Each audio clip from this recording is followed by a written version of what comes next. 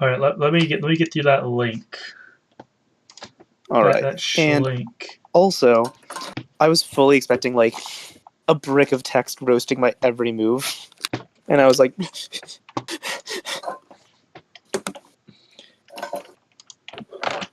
so I'm not gonna say I've been sweating for the past hour and a half, but All right, so I just popped it in chat. hold on. I'm gonna try and switch to this. Hold on. I'm so smart. Hold on.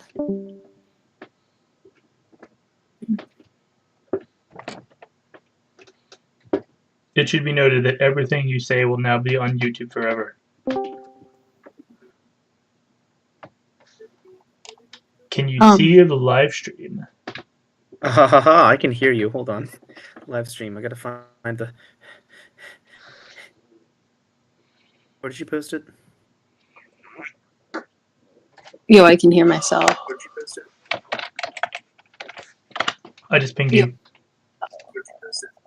Ah, hit update. Huzzah. Ah, hit update. Huzzah. Oh my gosh. Okay. I think. Tiki. One watching now. That's me. Started streaming 75 seconds ago. All right, so are we echoing? That's what I'm worried about because there was echoing last time I tested this, but I also had it open on my computer. I do not detect any echo. Ah, who has joined us? You got me?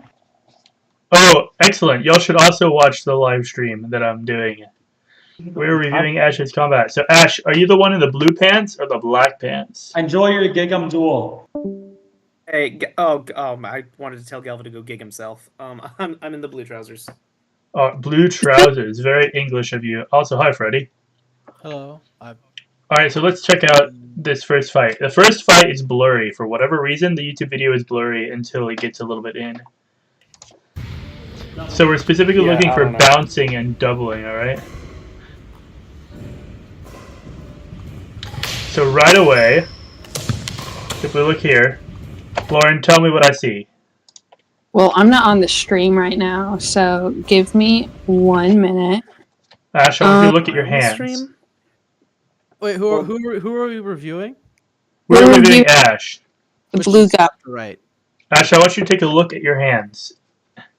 Hold on, let me try and do that. Maybe. Okay, I think I'm caught up. Which one is Ash, by the way? Ash is in, as he said, the blue trousers. Okay. So, see how you're stepping forward and your hands are not behind your sword. So when you graduate to fighting with steel, what this is going to end up is just a hand shot by your opponent. Yes, there is a bit of a latency. Everyone's hands in this frame is horrible. So what I would say is, as you step in, let's make sure... I'm also going to share my screen just so you can watch on Discord with no delay. It'll make it even more confusing. So yeah, as your hands... as you come in, make sure your tip is in front of your hands. Otherwise, you're going to get hand sniped. Same with this guy.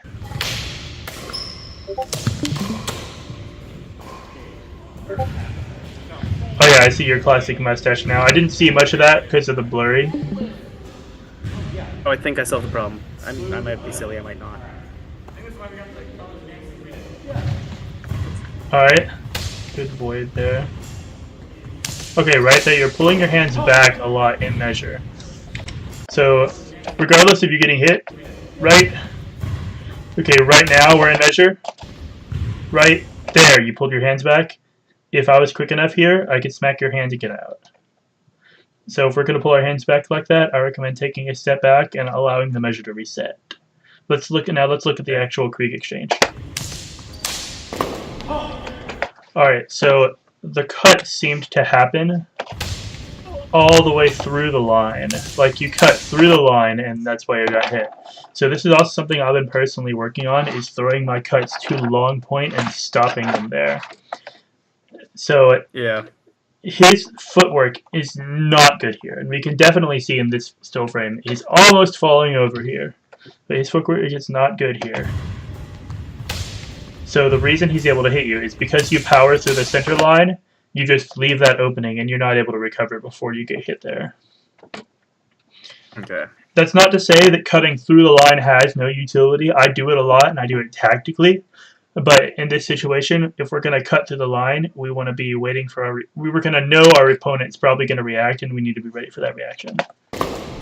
It's 100% because I've been a silly goose and I've been grabbing the great sword more often than the long sword. So I'm definitely letting the techniques bleed over there. I'm glad to see you guys using the clamshells you got. Oh no, this is... We had 6 fights yesterday because we got all the gear in and we were itching to use it. Alright. Why is Liam... So we're going to sort of forget the exchange. Why does Liam look like he's about to go rob a bank? Because he's a silly goose. Alright, so... Yeah, he's got the balaclava because reasons. I think he... Oh yeah, it's because his Freddy's hair. idea of not having the last 5 years of sweat in the mask. So let's check I this. want to say. Let's check this exchange out again. Alright, so I'm not sure what happened here. Looks like a Your opponent kind of... Did he hit you right there? I think he came up once he missed and hit my You arm. can go. Alright, so... Yeah, it's double. Frame through YouTube. I Yeah. think. If you hit like comma and period or something. Oh, I will try that. It's exactly that. That's how I go frame by frame. Oh, So I've been trying cool. to watch my videos now. New skill unlocked. No excuse for my footwork there. Alright, so...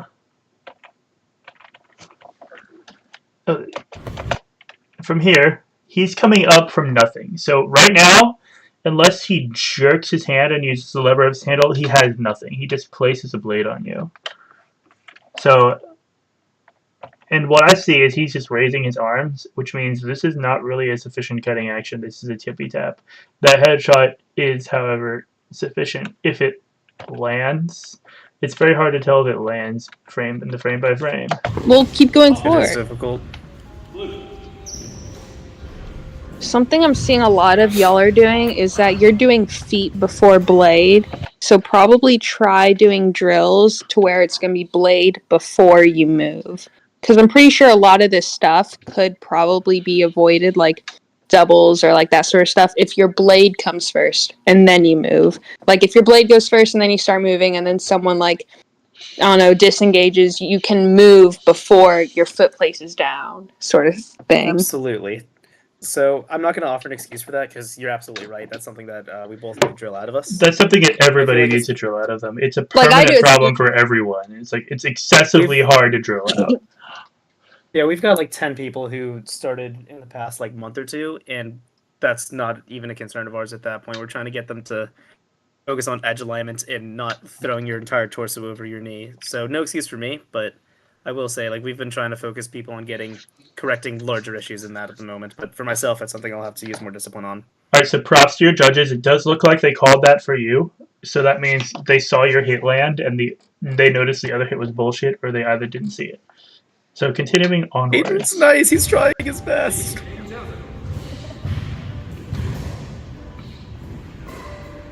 Alright, again, look how you're standing. You are right in that measure, and you're in this. You practice the German system, right? No, I don't have systems. I look at plays and I go with them, Alright. which I Yep. know not Yep. good. Are you more familiar with the German terminology or the Italian terminology? The right or I'm wrong polyamorous. terminology. You can use either. Okay, so in the Italian we call this pose. This is kind of a low posta di donna, but the thing that's wrong with this posta di donna is your hands are too low. In German they would call this a Warmtag, but again your hands are still too low for the measure that you're in. So you're sitting here in this posta di donna, and your hands are right in front of your chest. If your opponent just steps forward and swipes at your hands, it's almost a free hand shot. If you can parry it, that's great, but you still let your opponent take a free shot without any consequences. So when we get into and I detect this is going to be a consistent theme. It's a consistent thing with a lot of new people. When you approach, your tip has to be forward after a certain point. Like draw an imaginary line on the ground, or like an imaginary bubble around your opponent. Once I get inside this bubble, my tip must be forward or I will get hand-shotted. All right. Also, just a little courtesy to y'all. I'm about to start eating an orange, so you're about to hear some. You might be hearing some of that. All right, so we're gonna get some ASMR on this chat. All right. So let's see how this plays out. All right, so he looks like he goes in for how new is this person you're fighting? We've been active for about the same time. We both have a martial arts background. That's not HEMA. Alright. We've both been practicing HEMA about the same time.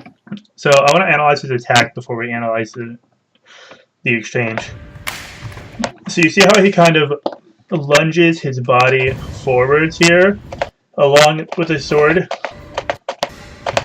Mm-hmm.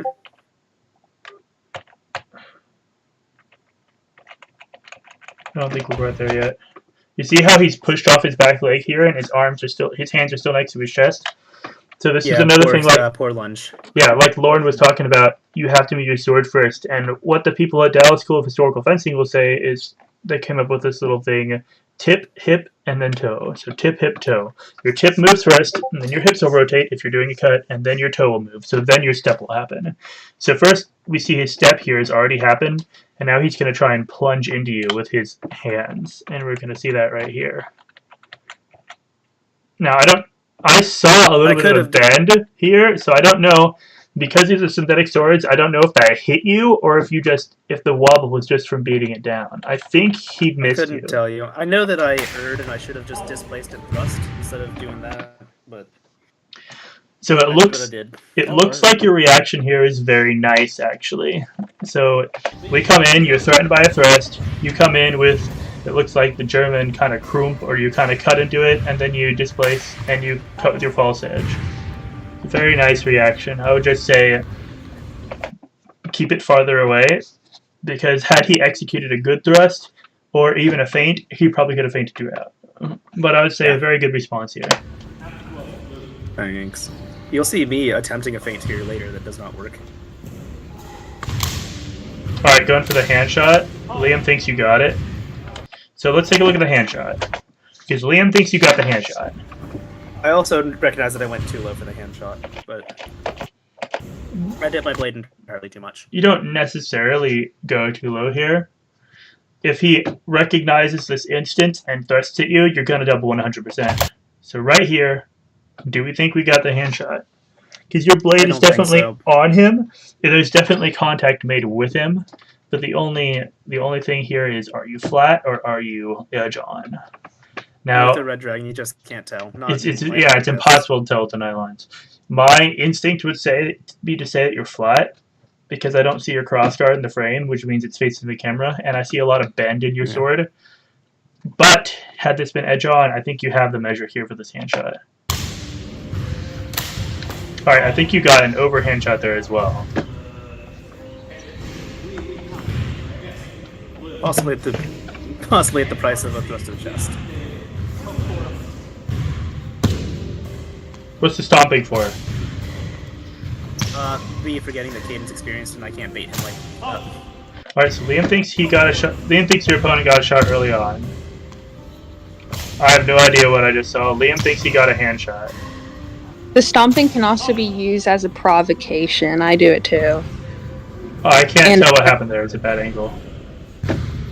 But yeah, stomping can be a provocation. Alright, let's talk about this for a second. We just decided to get frisky. So we just decided to have some fun. Jordan used to do this when she was the president, alright? Jordan used to do this, and I saw it. It was like super anxious to go into half sorting, and at the last intercollegiate tournament, her opponent also responded in kind by going to half sorting. Let me remind you that you are not in armor. Your knuckles are right there. And even in the last tournament where we didn't have hands as a target, if I decided I was going to cut into you and you caught that on your knuckles, oh god, that would hurt. And you know how much cuts hurt through those hockey gloves we were using. Yes, I recall. I was there. So, don't ever enter in half sorting. Don't do it, not unless you're wearing armor.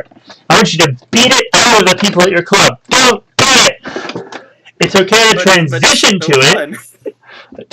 Like right here, your number one strategy should be to pop his front hand, because it's right there. You now have twice the reach he has, and there's nothing he can do about it. Let's see how this plays out. Is he gonna try to go for the hand? He undoes it. Oh no, you're not doing now! Y'all are. Oh, there we go. This is silly. Y'all are so silly. Yeah. Mord, schlag him. No, I'm just kidding. Don't do that. No!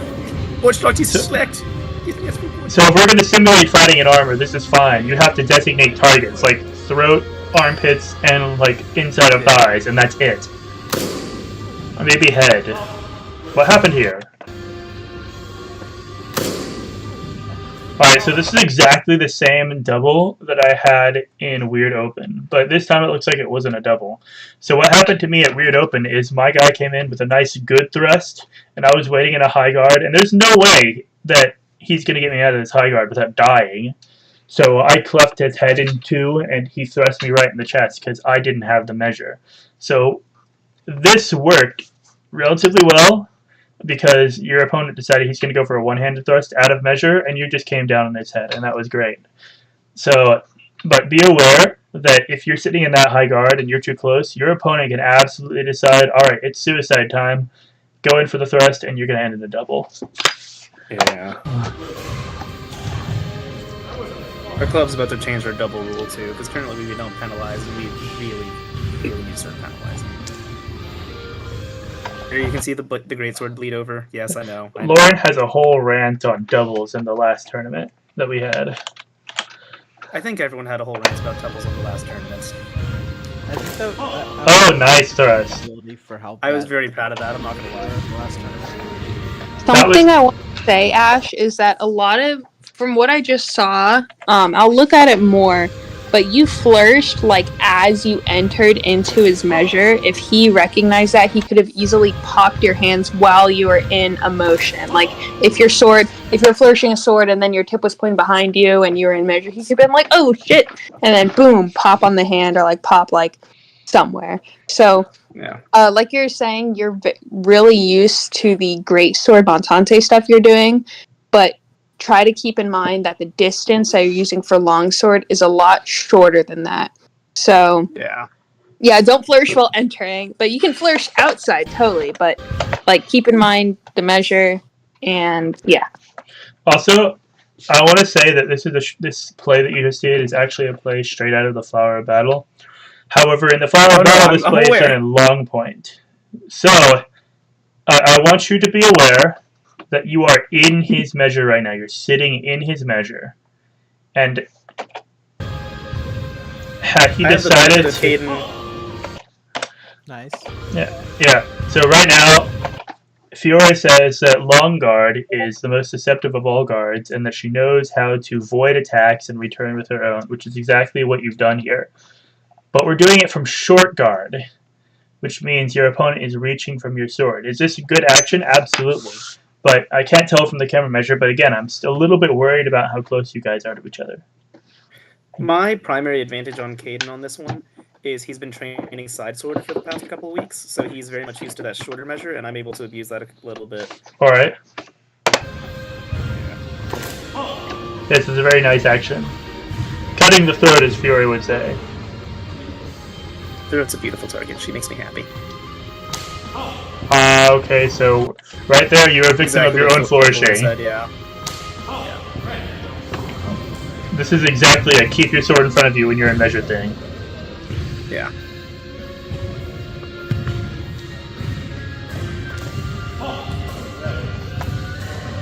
What happened here? A strike to the hand or forearm, it looks like. Okay, so right here, we fall victim to being too close, like I've been mentioning. So you extend, you start to go for your action, but because you have extended into long point, your hands are now in such a range that your opponent can strike you without even stepping, which means your initial range for the action was too close. Does that make sense? Yeah. Alright, so yeah, remember your danger zone is farther out than you think.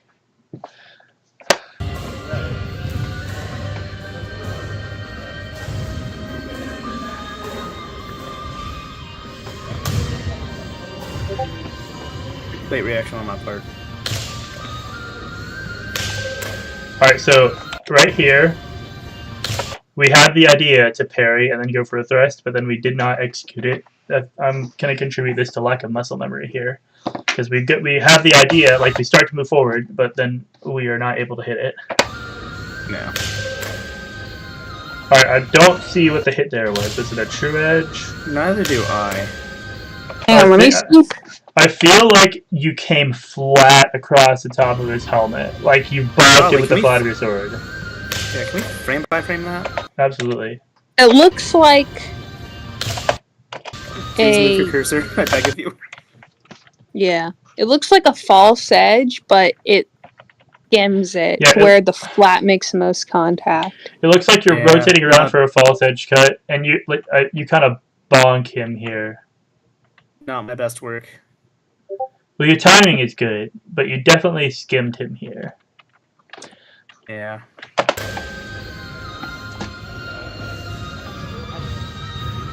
Okay, Jackson realizes that what in the hell just happened. Jackson. Okay, just kidding. Galvin and August are dancing. So are you doing timed fights then? So this one was a night ship, so it's an officer. Sorry, somebody who's not an officer but is trusted with instructing new members. Caden stepped down as an officer, so we're having a formal, informal knighting because we're just trying to. This one was kind of just a fun spar. Typically, we do 3 minutes or less. This one was extended spar, supposed to be 5 minutes of actual fighting. All right. Typically, we do 1st to 16 or 3 minutes. So this is atypical of what we usually do. All right.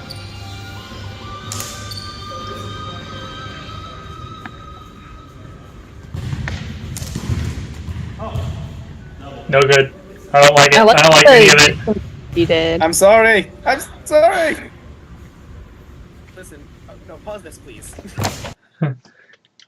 So I will say in defense of our meeting yesterday, I've been working Mardi Gras, so I've been up until 3 a.m.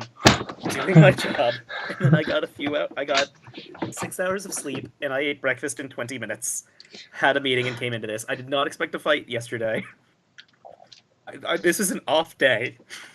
All right. I didn't like either attack. I would have said, if I were judging, I would say redo that exchange, because his thrust was crud. It missed you, and then he did a kind of weird slice.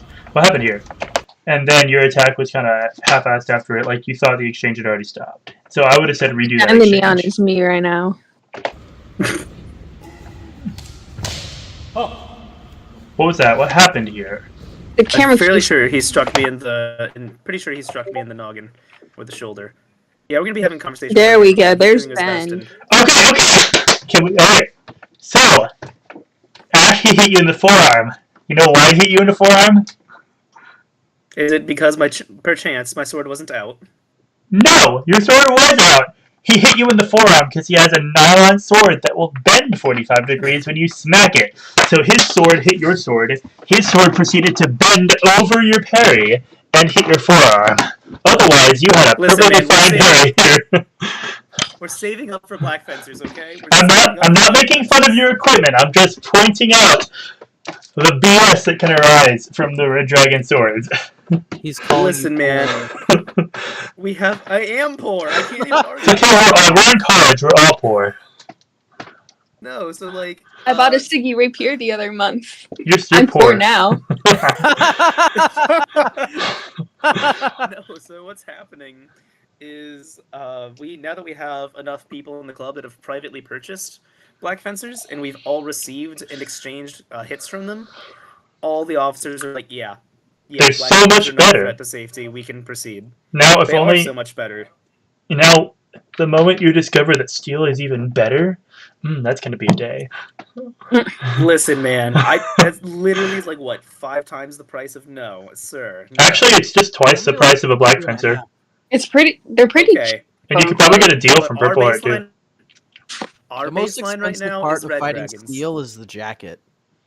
Yeah, the jackets are they're about the same as the sword. Purple Heart has Semester by semester, jacket for folks. like $200. That's how you do it. That's for real how you do it. Yeah. A reminder UTD that I is had just- 5 swords 2 months ago. UTD is just upgrading to the steel era now. Hey, we'll buy nylons off you. We might be selling him in the next couple semesters. Anyways, Looky What? there. BS happening here. Let's continue. Oh. Right. Don't nod at me with your mustache helmet, your mustachioed helmet. Again, coming in with the hands up, it's fine as long as we have control of our measure. So right here, let's look at the feet. So we have, by you, I don't think I see you move, except for to put your sword I down. had narrow. My feet were too narrow. I'll admit that. Okay, so your opponent comes in with an advancing step, and then a lunge. But your front foot doesn't move, which means your opponent is closing the distance here. So what I want to see from you there is just a little bit more, if we're going to consciously step into Krieg, a little bit more aggression there.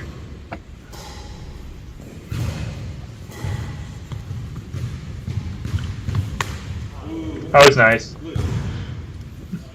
And content. Good indication that you're trying to control timing, or control distance, my bad. You can see about like a third of the way through, I decided I'm not fencing right.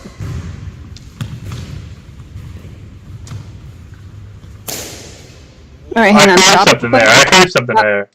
So something I'm seeing a lot that I also do is that whenever you approach, like a lot of the times you're in bomb tog, which isn't a bad thing, but you do it a lot.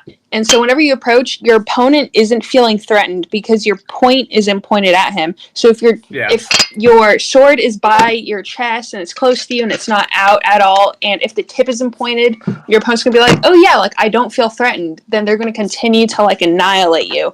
But if you like throw a cut out of range, or if you at least hold your sword in long point with the tip pointed at them, they're going to be less hesitant to get close because now there's a sword between them and you, and they don't want to get kebabbed on the sword. So something that you can do, that I'm also doing, like I mentioned before, is try to go in with long point a lot more, just so that you can form that space between you and your opponent. Damn, Yeah, Lauren, heard. you be here stealing my thunder. So, Alright, let's I continue. mean, we have so many people in this call, so we can get as much feedback as possible. but yeah, I think you're doing pretty well. So, I like how this guy over here is wearing a sword belt, and he's also barefoot. Yeah, that's Jack. Okay, wait, the final countdown has started. We have to listen now. Wait, hold on, pause, please. I got a text from work and I gotta respond to it. Do do do do do do do do do do do. Why is everybody's butt out in this picture? Listen, man, we got booty pop. We can't help it. It's not for real. do, Whenever do, I do, did my jacket do, design, I designed do, it specifically do. where my booty would pop out. Because I don't want my Listen. booty to be covered. That's for me. Listen, man, America's ass has requirements. Okay. What's the deal with this exchange? Did he hit you in the head here? I couldn't tell you. Let's go frame by frame, please. Oh, I think his sword whipped around and it bonked your head. Grappling would have been really good to get you from there. If you had not stopped there and you had gone into grappling, you probably could have convinced the judges that you weren't hit. Yeah. Well, if you would have closed in, like, it would have prevented the hit. Instead of retreating. Like, when the cross guards are already touching like that, like, just let go of your sword and grab theirs. It's like, Yeah, it's basically maybe a next free time. win. Okay, I couldn't see this. Whoever's filming is having a brain aneurysm. Yeah, no, there's a whole thing, and I'm a little sad we didn't say anything about the ring out, the funniest part of the entire match. You just hit the ground. He should have punished me for that. He should have punished me. And I jokingly do the pommel strike, but that was clearly his. Did he thrust you? Let's see. Yeah, I think he beat it into my face. Obviously, you called it there, so they all heard it. So what's going on here? Can you do So- frame by frame? I'm not worried about the frame by frame here, because We can do slow speed at the very least. He should have punished me for smacking the floor. He should have closed IMO. not necessarily. I mean, sometimes I smack the floor as a strategy, but if you want to do slightly slow, we can see that he comes in with a dedicated action, Ash, you actually pull back here because I feel like you're not used to dealing with this kind of aggression? Question mark. I Because- am, but I'm not. Like, I don't think in this moment, I don't think you're mentally prepared for this aggression. I think he caught you daydreaming. So I think the thrust, huh? so. I'm You one can of the more still- aggressive people at my club, and the issue is that so is Caden. And earlier, I had in the match, I decided we're doubling too much, and I made a win condition for myself that we weren't going to double anymore. So I was trying to do a little bit. I was trying to be in a little bit more control. I obviously had places where I did good, and I had places where I didn't. So- Some places where I didn't. I want you to see he's coming in with his thrust. He's got a dedicated thrusting action. I want you to look where your sword is. You've actually just pulled your sword back from here to here. Yeah. Your body language I'm is opening showing. myself up. Your body language is showing that you're withdrawing. So I feel like he came in and you have like little exclamation point above your head, like what? So you're stepping back, which is instinctual for a human to do, but it can't be instinctual for a swordsman to do because you're just gonna get stabbed. So I feel like based off the fencing I've seen, you're better than being hit by this. I feel like he caught you off guard here, and then your brain made your body do this instinct reaction of jerking away, which is why he hit you here. I, Okay, see, there comes your response. There comes your response. Right Okay, here, no, jerking away, that and was then you put down. You see what I mean? So that that was was- a bad thing, but the bad thing to take away from that is that you pulled your hands like way off to the side when you should have like kept them at least in plow to parry. The stepping back isn't a bad thing. Yeah. Because if you hadn't stepped back, you would have been like way too close. It would have been chest to chest. If you stepped forward, you Yeah. could have grappled, but that's not really ideal. So yeah, stepping back is Big good. takeaway is that if you had stayed in plow, you would have won that. Yes. Yeah. I think that I should have beat it aside and tried to counter thrust. Plow supremacy. The I heck is do enjoy ambient plow, mode? but I'm an ox enjoyer. Well, I mean, ox is better, but I'm lazy, so plow is easy. Well, you're stupid. Wait, what happened here? I am stupid. No, don't say that. Okay, your cameraman jerked as the thing happened. Listen, we can have Nothing conversations about happened the there. cameraman, but Caden used to be our cameraman, and he was great, and Caden stepped down. And also, I wouldn't have been able to fight Caden if he was the cameraman. No, I understand. So, Cameraman never dies. that's correct. So /kill the cameraman. I'm not reviewing Caden right now, but his hands are way out in front of him. If you had your blade forward, you could absolutely pop his hand super easy. I think I see he's in the middle of a motion, and I decide to not. You see how he's Same lunging? thing- He's still lunging same thing- forward to you towards you hand first. Same thing with He you, does- Ash. Right now, your hands are positioned way out in front of you, in front of your sword, and from there, Yeah. you could have gotten a good hand snipe right there. He's running at you like an Yeah, anime so- protagonist with his sword behind him. He kind of does that, which is one of the reasons I didn't feel particularly threatened for a hand hit. I'm also Alright. not giving him a reason to put his sword in front of him. So, So I'm bad on me. predicting this. Your sword's going to come down and bonk in his head before he can get his sword up to parry. I'm predicting this. All right, yep, your sword's coming down. Or his hands. Your sword's Yeah. coming down, and That looks look, like there's the Whoa. headshot. Yeah, his sword can't come up in that's time to parry hands. that. Is that hand? That is hands. You're right. That's hands. My YouTube is being. And then there I we think go. I get And then headshot there's as it the hit. descends. Just a double. You think he cans that thrust on you? I can't see because the camera angle. I don't think he does, but I'm uncertain. All right, well, that is going to be the end of this YouTube live stream. We're going to have post commentary after I close it.